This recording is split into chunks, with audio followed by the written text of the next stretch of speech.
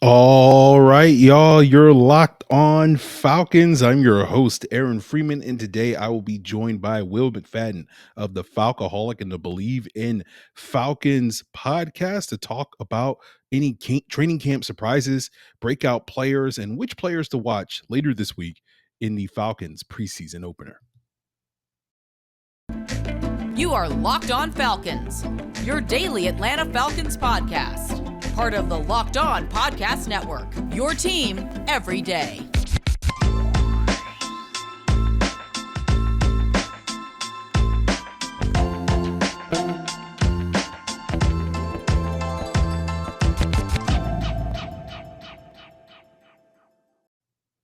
So, guys, you know me. I'm Aaron Freeman, been covering the Falcons for many years, formerly at FalcFans.com, RIP. Still going strong on Twitter at FalcFans, and of course, the host of this preeminent Locked On Falcons podcast, your daily Atlanta Falcons podcast, part of the Locked On Sports Atlanta podcast family.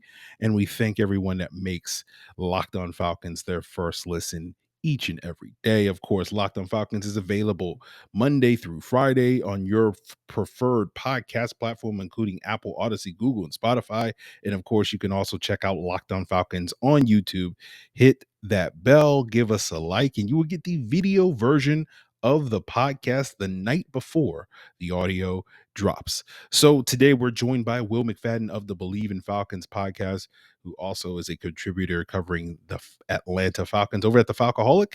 And he's going to tell us his observations in camp so far, some breakout players, any surprises, who's he going to be watching in terms of preseason action later this week against the Detroit Lions. And then at the end of today's episode, I'll come back and talk a little bit about MyCole Pruitt. We'll talk a little bit about Jalen Mayfield returning to the lineup and how that sort of impacts the ongoing competitions along the offensive line. So we'll get into that, guys, as we continue today's episode. So let's jump into that conversation right now with Will McFadden of the Bleav in Falcons podcast.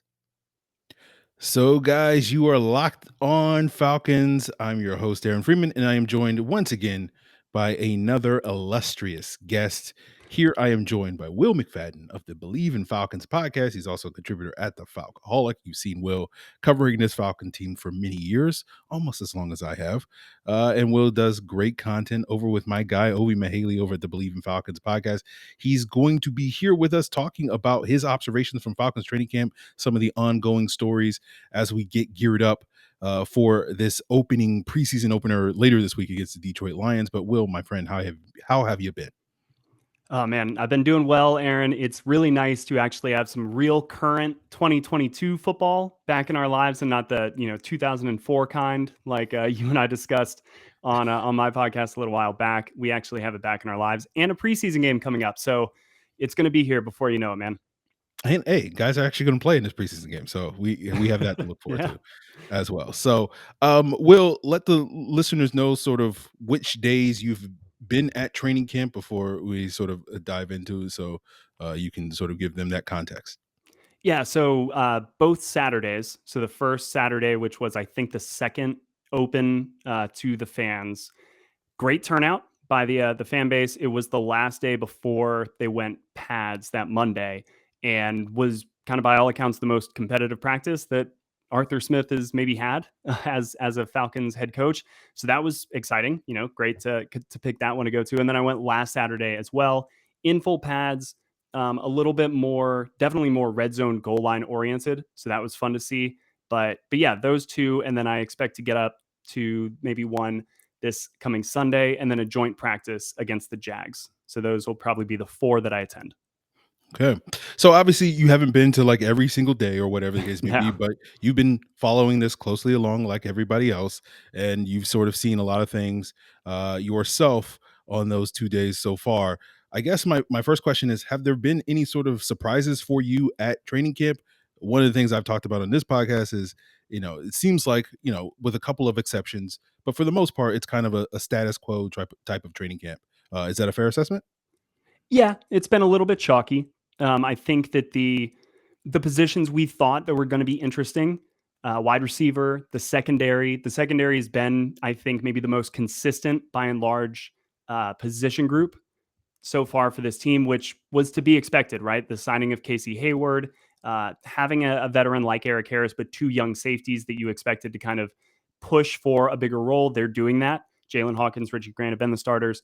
And so it's been a little bit, again, status quo, what we expected. But the thing that I've really been kind of interested in is the third year guys. Marlon Davidson, Mykal Walker, of course, AJ Terrell blew up last year, but Jaylinn Hawkins, those guys, and I've been kind of talking to each of them throughout training camp. They're not underclassmen anymore. They're now, they would be juniors. It's kind of becoming more of their team, and having those guys on each level, specifically kind of running with the starters throughout training camp. Marlon Davidson has been rotating a little bit more, and a little bit of a bigger answer would be that defensive line has been something that I've been surprised about. Mostly the guys that have been working kind of in and out of that second team unit. We know what the starters are going to be. It's going to be some semblance of Grady, Anthony Rush, and Taquan Graham.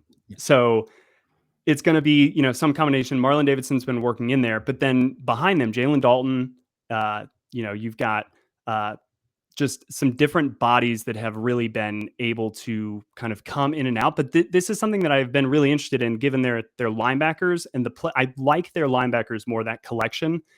But how do you build the roster, right? Do you build that 2 deep defensive line, so you have 6 defensive linemen, or do you just maybe go with the upside of some of these younger linebackers who may take a little bit more time to develop, but you just want them on the roster because contention's not really in the cards, I think, for the Falcons this year.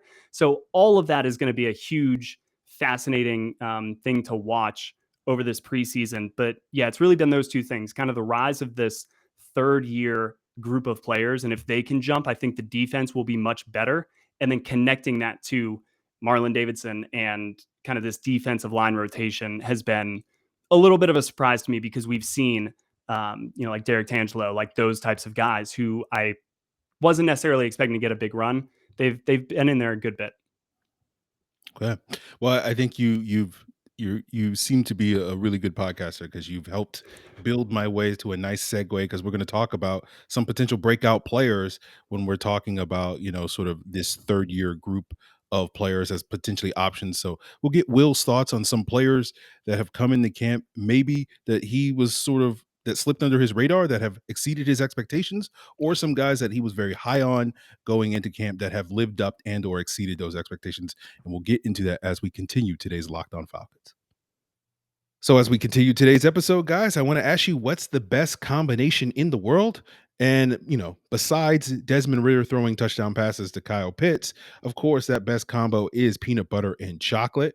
And the folks at Built Bar are giving you more of that combo with the Peanut Butter Lovers Bundle, where you get a box each of their peanut butter and peanut butter brownie flavors. And if you don't know about Built Bar, they're the protein bar that tastes just like a candy bar, but it's even better than a candy bar, because Built Bars not only taste good, they're good for you. They're low in sugar, low in calories, low in carbs, high in protein, high in fiber. You can get limited time options like the Peanut Butter Lovers Bundle, the Cookie Dough Chunk Puff, Toffee Almond, and so much more. You can get tried and trues like cookies and cream, double chocolate, coconut almond, cherry barcia, mint brownie, salted caramel, raspberry, and much, much more. So find your favorite flavor or try them all with a mix box by going to built.com. And when you do, use the promo code LOCKED15 and you'll get 15% off your order.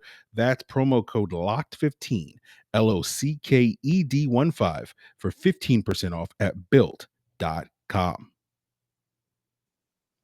So continuing here with Will McFadden of the Bleav in Falcons podcast, and let's talk about some potential breakout players, some guys that maybe you had your eyes on heading into training camp that you feel like are starting to live up to the hype, and you're sitting here going hashtag such and such hive, or whatever the case may be, or Marlon Davidson stan, whatever it is. Or maybe some guys that you weren't necessarily too keen on, but have seemingly in the early going of training camp over these first week and a half, sort of surprised you, exceeded your expectations. Is there anybody on that list for you? Yeah, there's a few. And I think right at the top of it is Richie Grant, which I am very, very pleased to be able to give that answer, because I think all of us wanted to see, what a good version of Richie Grant could be. A lot of people were excited when he was drafted. Obviously, Kyle Pitts was maybe the most exciting player that a team could draft in that group. Just any team just getting Kyle Pitts is like, imagine the possibilities. But take him off the board. Richie Grant by far was, I think, the most intriguing player for a lot of people. Got a little bit of a redshirt year last year, and he has been making a lot of plays out there as in a starting role so far in camp. He's been, even some of the touchdowns that Kyle Pitts has caught over him, Richie Grant has been right in position, and it's either been a perfect ball or it's been the fact that you have a 6'6" freak athlete and you're just going to sometimes get beat by those guys. But he's been kind of the only one that's been consistently able to match up with Kyle Pitts, which is surprising given the height differential there. He's making plays. He had an interception, I Bleav, today in practice. So Richie Grant with a bullet is kind of the number one, I think, breakout star of camp so far. But I'd add Jaylinn Hawkins into that mix. He had a pick when I was there. I think that he's going to do big things in year 3. And then, Mykal Walker. I mentioned kind of these third-year guys. I think that he could have a big year if he is able to maintain and control this starting role into the season. Now, that's a big if, because I'm really curious to see what happens when and if Deion Jones comes back to this team and is inserted. Where is he inserted in the lineup? Does he go back to his starting role? If he does, I have to assume that's at the Mykal Walker spot and not the Rashaan Evans spot. And how does Mykal Walker take that? He's been waiting for an opportunity. He's kind of made the most of his chances when he's been in games. And now it looks like he's going to get a bigger role. So he's another one. Darren Hall at cornerback has played really well so far this preseason. Really everybody in the secondary, dude. Mike Ford, Dean Marlowe, all these guys have been making some good plays. Stanley Berryhill, weirdly, is a wide receiver who just kind of keeps flashing when he is thrown the ball. I think Damien Williams is somebody that this coaching staff has a lot of respect for, and I didn't necessarily see that coming. But anytime I asked about Jake Matthews as kind of a leader, emerging leader, in that answer, Arthur Smith brought up Grady Jarrett, which was not a surprise. But then at the very end, he also threw in and Damien Williams as well. And just as like a little bit of a tagline, like right at the end. And that kind of caught my ear because he's a new player on this roster, but obviously he's got a history with a lot of members of this coaching staff. They trust him as a veteran. So I would not be shocked if he has a little bit of a bigger role coming out of the backfield than maybe a lot of us expect. And so I would consider that maybe a little bit of a breakout because I didn't see it coming. So that's a lot, but those are probably my guys. All right, Stanley Berryhill finally getting some love on Locked On Falcons. We haven't given Stanley Berryhill enough on that. So hashtag Stanley Berryhill hive here on Bleav in Falcons. But let's sort of wrap things up, Will, and talk about this upcoming preseason game against the Detroit Lions. Mhm. Sort of which, you've already talked about the secondary sort of standing out.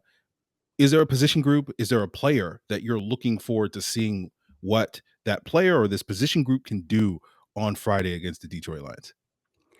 Yeah, I'm trying to think because I don't want to give the same answer because my answer really is like the front seven on the defense and particularly the second team front seven. I want to see what Troy Anderson can do. I want to see what Nick Kwiatkowski can do. I want to see what, Jalen Dalton, what Derek Tangelo, like all these guys who are getting a little bit of run with the fringe first team, mostly second team, but they're young. We haven't seen them against another team yet. Just putting context what they can do. But I'm also really excited to see, I think, the running backs, right? Because that's a position that it's really hard to evaluate in practice. They're not trying to tackle guys to the ground. Dudes just run through arm tackles and then keep running for 45 yards like they would have scored a touchdown in a game. And it's like, really, man, that's a 2-yard loss. But sure, go score your touchdown in practice. So what does Tyler Algier look like, when everything's live? What does Qadree Ollison, who I could have actually added maybe to my list of guys who have been surprising so far in camp and performed well? He had a great blitz pickup earlier in practice on Saturday that allowed the ball to get out. It was on time. It was just a wonderful read, I think, right up the A-gap on a delayed linebacker blitz. And he took a pop, but he stood in there. And that's something that I think would differentiate a player like him who has been around, but not necessarily a focal point ever. That now that he's a veteran and now that he kind of can do some of these more nuanced things that coaches love, that might give him a leg up. So if he can go in there in the preseason and maybe get a good run in the second quarter and show that he can handle his pass blocking assignments, if Marcus Mariota's still in there, maybe, break a big run or two, he's really interesting. And then, of course, I mentioned Damien Williams. I don't think Cordero Patterson's going to play a lot. Caleb Huntley's been great. Avery Williams has shown really nice vision. So I would say the running backs, but also the front seven of the defense. Those are going to be kind of the two areas, because it's so hard to evaluate in practice, that this first preseason game will really give us a good barometer for what the talent level is of those two groups. I think it's interesting that you mentioned Qadree Ollison, because I think the biggest reason why Qadree Ollison has not gotten a lot of run these last 3 years in Atlanta is because the team hasn't really trusted him in pass protection, Mm-hmm. and that's I say that constantly on this podcast. That's an underrated element. You can argue it's probably more valuable at the running back position than running itself, because Yeah. so much of the league has kind of treated the running back position as a dime a dozen. Like, you can just put anybody back there. Anybody can run. If you have to protect the football and you have to protect the quarterback. And if you Yeah. can do those two things, that separates you from the kind of Mendoza line of runners, because anybody can run the ball really in this league. And so it's the ability to do things on all three downs that earns the trust of the coaching staff. So, yeah, I think is a positive. If Qadree Ollison is showing improvement there in pass protection, I think that's a really good sign for him, and Mm-hmm. his ability to make the roster. So we'll see about that. For me, going into this game, the front seven's obviously going to be important. You want to see some of these young pass rushers and see what kind of juice they can provide. Yep. I'm very curious about the secondary, particularly the cornerback depth, because we're very top heavy at that position right now. But Darren Hall, D. Alford, Mike Ford, Mm-hmm. Cornell Armstrong. I want to see if any of these guys can kind of emerge as a quality backup cornerback that we can trust in the event of an injury to Casey Hayward or Isaiah Oliver or AJ Terrell. We're not sort of completely scrapping our defense and all of a sudden we're dealing with situations like we did last year where TJ Yeah. Green was coming into the game. No offense to TJ Green or Chris Williamson, but it wasn't very pretty when those guys were in the lineup. As much as people hated Fabian Moreau last year, it was a big drop off from Fabian Moreau to that second group of players. And obviously, the offensive line is always going to be scrutinized with the Falcons. It's Mm-hmm. like clockwork with the preseason. It's like, here we go, another summer where we're just hoping that this offensive line does not, embarrass us. So those are the things I'm looking forward to in this Detroit Lions game. And Will, I really appreciate you joining me today to talk about what you have been seeing in camp so far and some of the players that our listeners and viewers can check out in this game, as well as keep their ear to the ground for upcoming weeks in training camp unfolds. Let the people know sort of what you're getting into with OV over at Bleav in Falcons this summer. Yeah. So we are pretty much in full training camp preseason mode over at Bleav in Falcons. We're going to be usually previewing every game, probably a day or two beforehand, post game recaps. But honestly, it's preseason, so there's going to be some fantasy football content. I've got an interview lined up with Danny Kelly of The Ringer, who does awesome stuff over there to kind of break down who Falcons fans should look at going into the draft. We were early on the Cordero Patterson hype last year, so we know what we're talking about. But yeah, outside of that, it's just going to be real coverage of training camp, preseason games. Follow my written stuff on the Falcoholic. That's where more of the interesting stuff I think will be coming. I've interviewed several players, got some pieces in the works for the upcoming month, and then on Twitter at Will McFadden. There you go. Well, Will, I really appreciate it, and we'll get some more Stanley Berryhill content coming for the viewers, as this month unfolds. But certainly some names that you've thrown out there that haven't quite been discussed, and we'll sort of keep an eye on if some of these guys can sort of build off of the Will McFadden hype train this week, and see if they can keep that momentum going as the summer unfolds and earn some roster spots and potentially have some breakout season. So I really do appreciate you joining me today. Yeah, no problem. Let's hope my boys do me proud. Okay. So, guys, of course, there's more to come here on today's episode, and we'll be wrapping things up talking about Jalen Mayfield's return, the signing of MyCole Pruitt. But, even though competitions are getting a little tight in Falcons training camp, we know that money can get a little tight in your wallet when those unexpected expenses come up. I know for me personally, I constantly worrying about my very old car, breaking down on me and being able to force in the shop. And when you're living paycheck to paycheck, those expenses can be very, very stressful. But now our friend Dave can get you out of those stressful pinches. And Dave is not a person. Dave is a banking app that can get you up to $500 instantly with extra cash. There's no interest, there's no credit check needed. Millions have already downloaded the Dave app, and you can too. All you got to do is go to the App Store, download Dave. That's DAVE. Sign up for an extra cash account, and you get up to $500 instantly. For terms and conditions, go to dave.com/legal. Instant transfer fees apply. Banking provided by Evolve, member FDIC. Trust me, your future you will thank you. So, guys, we're wrapping up today's episode to give you a little bit of update on Monday's practice. Nothing major happened. We did get a return of Jalen Mayfield to practice.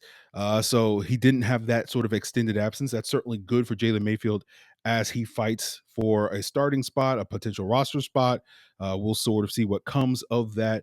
I imagine the days that he missed with that lower back injury, these last couple of days of practice, potentially could prevent him from playing in Friday's preseason action. We'll sort of see what his recovery is like. Obviously, Arthur Smith is not going to be forthcoming with, his plans and his strategy for who's going to play and how much they're going to play. And certainly when it comes to injury related issues, he's certainly not going to talk too much about that. But certainly in the case of Jalen Mayfield, for the five of you that are in Jalen Mayfield hive, you want to see, what he can do along with Elijah Wilkinson. As I said earlier, we'll be focused quite a bit on this offensive line, and certainly we'll be talking with you guys about that when we recap Friday night's action on Friday night with Jarvis Davis of the ATL Day Ones podcast on the Locked On Sports Atlanta podcast feed. We'll be giving you a postcast, so check us out on YouTube where you can find it. And if you're, not going to be immediately available Friday night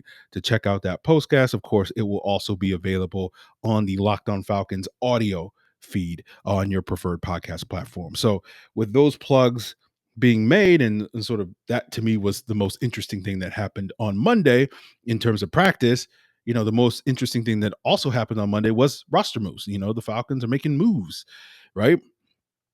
And they added their second defensive lineman so far this summer to the injured reserve by designating undrafted free agent Bryce Rogers as waive injured, which means if he clears waivers, which he, 99.9% probability that he does, he will wind up going on injured reserve and will be out for the season with an undisclosed injury, although he was carted off, I Bleav, on Saturday's practice. So we can assume that's a lower body injury of some sort. But again, Arthur Smith is never going to be forthcoming on that front.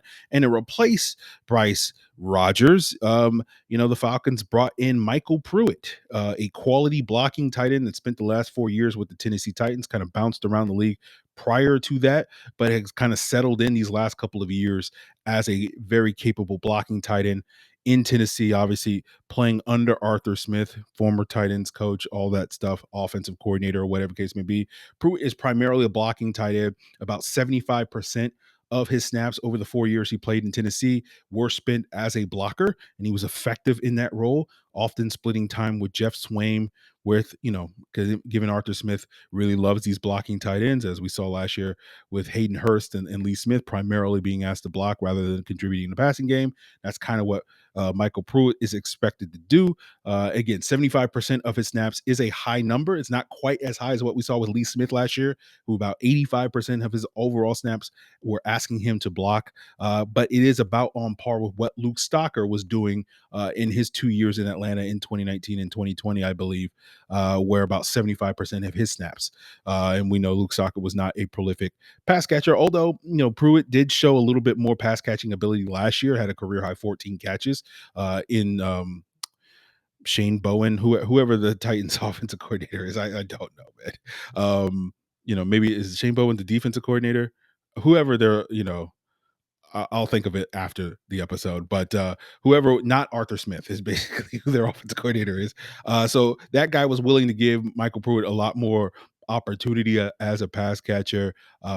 Last year, when you look at Pruitt's production as a pass catcher in the 2 years he played under Arthur Smith in 2019 and 2020, he had a combined 11 catches. So, the Falcons aren't signing Mykal Pruitt to be this asset in the passing game. If the Falcons are throwing passes, more than a handful of passes to Mykal Pruitt this season, something has gone horribly wrong. Let's say that, based off of how he was utilized under Arthur Smith's watch. So essentially, Mykal Pruitt is basically the Lee Smith replacement. And what that means is that puts guys like Parker Hesse, like John FitzPatrick, who we were sort of expecting to compete for that third tight end spot behind Kyle Pitts, behind Anthony Ferkser, as that primary blocking tight end.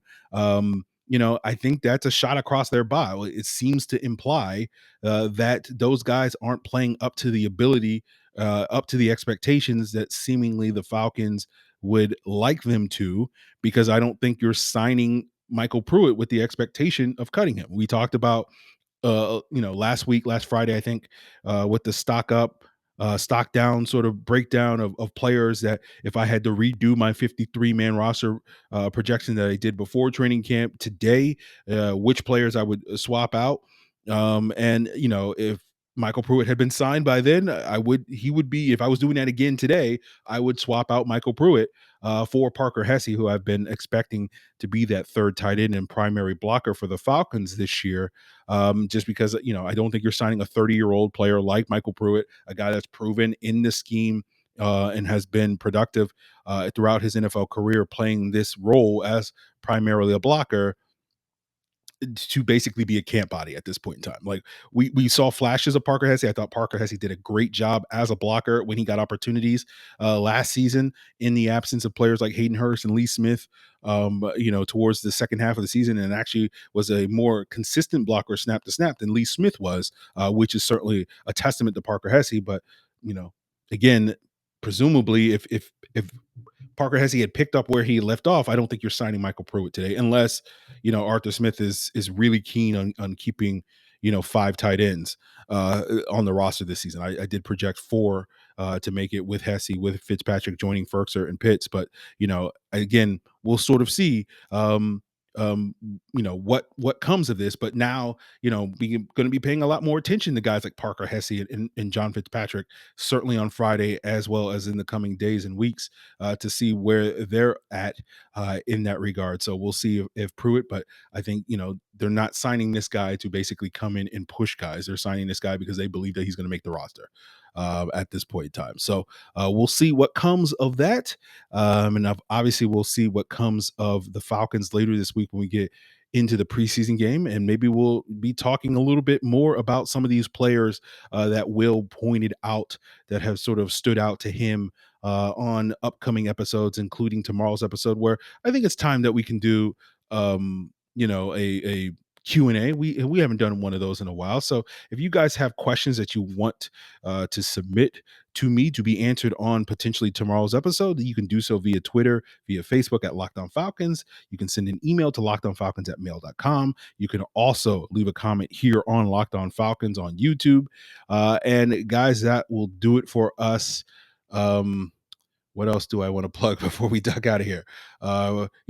Check out Locked On Sports Atlanta as your second listen. We thank you guys for making Locked On Falcons your first listen. Locked On Sports Atlanta, 3 shows devoted to local sports as well as national sports. That's A to Z with Mark Zeno, Hitting Hard with John Chucker, and ATL Day Ones with Jarvis Davis and Tenitra Batiste. Check out Locked On Sports Atlanta on all the same podcast feeds that you check out Locked On Falcons. And if you check out Locked On Sports Atlanta on YouTube, you'll check out the Locked On Braves postcast, breaking down every Atlanta Braves win and loss. And of course, that's also going to be the place for Jarvis Davis and I to do the Atlanta Falcons postcast. And again, as I said earlier, the video version will be on Locked On Sports Atlanta. The audio version will come on the Locked On Falcons feed this year. So that's the plan. We'll be doing that Friday night. That's what we're currently planning on doing. So check out Locked On Sports Atlanta if you want to get that sort of vibe, as well as get that great breakdown of what's going on with the Falcons, the Braves, the Hawks.